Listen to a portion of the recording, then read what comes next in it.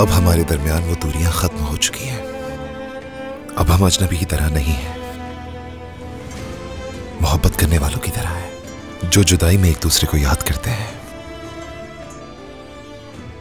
और एक दूसरे को याद करके मिलने के लिए तरसते हैं। तो अब से हम दोनों जो साथ में ख्वाब नहीं देख सके वो देखेंगे। मैं अब मजीद तुमसे कोई दूरियां नहीं रखना चाहता तुर्कान। मैं तो शुरू से यही चाहती थी कि दूरियां ना हो, लेकिन जब तुम तलाक देने पर बज़िद थे,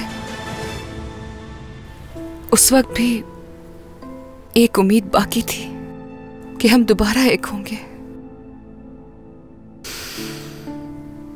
कि हम एक दूसरे को समझेंगे, मोहब्बत करने से नहीं डरेंगे। इसी एहसास ने मुझे मजबूत बना के रखा, जैसे मैं हर चीज से लड़ सकती हूं और तुम्हें पाने में कामयाब हो जाऊंगी। तुमने अकेले बहुत कुछ बर्दाश्त किया है, मगर मेरा तुमसे दूर रहने का सबब अम्मी का बिला वजह गुस्सा और हुक्म चलाना था, जिसकी वजह से तुमसे दूर होता क्या मैं।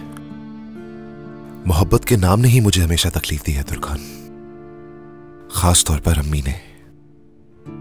बचपन से लेके बड़े होने तक उनकी जिंदगी का एक ही मकसद था, मुझे मोहब्बत के जरिए कंट्रोल करना। तुर्कान, मैंने समझा कि शायद मोहब्बत ऐसी ही होती है। तुम्हें पता है, जब बचपन में मैं शरारतें करता था, गलतियां करता था, तो सोचता था उन्हें मनाने के लिए गले लगा लूं, लेकिन उन्होंने इस बात की इजाजत कभी नहीं दी मुझे। दरहकीकत मोहब्बत उसूलों के मुताबिक नहीं की जाती, ये अब समझा हूं मैं। मैंने आज तक अम्मी की मोहब्बत हासिल करने के लिए जो उन्होंने कहा वही किया।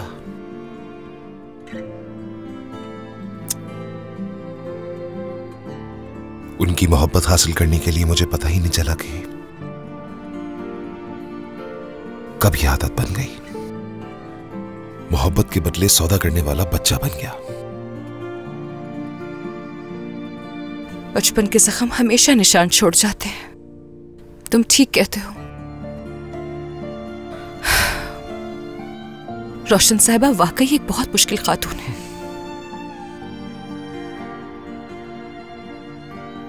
पर हो सकता है कि उनका बचपन भी ऐसे ही इतना मुश्किल गुजरा हो।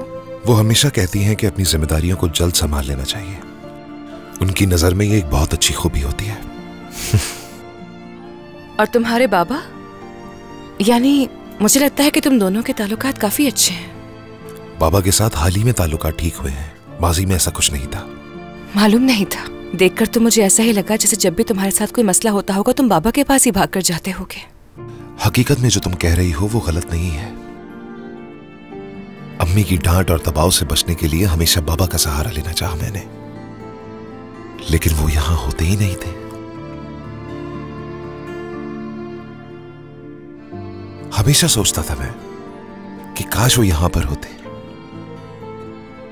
जितनी मोहब्बत काम से करते हैं उतनी ही मुझसे भी करते हैं,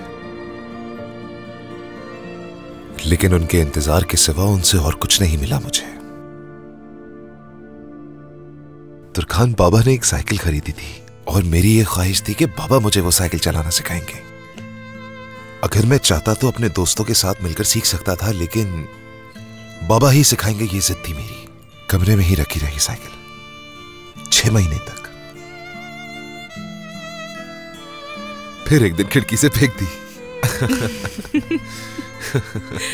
उमर, अम्मी बहुत गुस्सा हुई थी। उफ, वो दिन मैं आज तक नहीं भूला।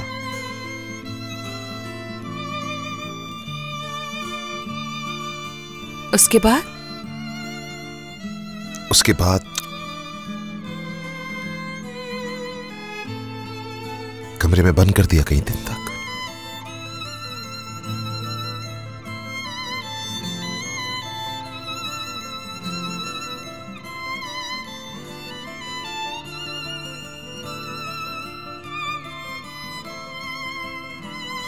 बाबा ने कुछ नहीं कहा? बाबा ने एक छोटी बाइक खरीद कर लेकर आए थे, लेकिन उसे क्यों लाए थे समझ नहीं आया। पूछा तक नहीं मैंने उनसे। जानते हो, मुझे साइकिल चलाना बहुत पसंद है। अगर तुम चाहो तो मैं तुम्हें सिखा सकती हूँ। अपनी दोनों बहनों को साइकिल चलाना मैंने ही सिखाई है बचपन में। जबरदस्त है ये। ठीक है, तो तुम मुझे सिखा देना। क्या वाकई नहीं आती? मुझे लगा तुम मजाक कर रहे हो मुझसे। मैंने जो बताया उससे जवाब मिल गया होगा तुम्हें। अच्छा ठीक है।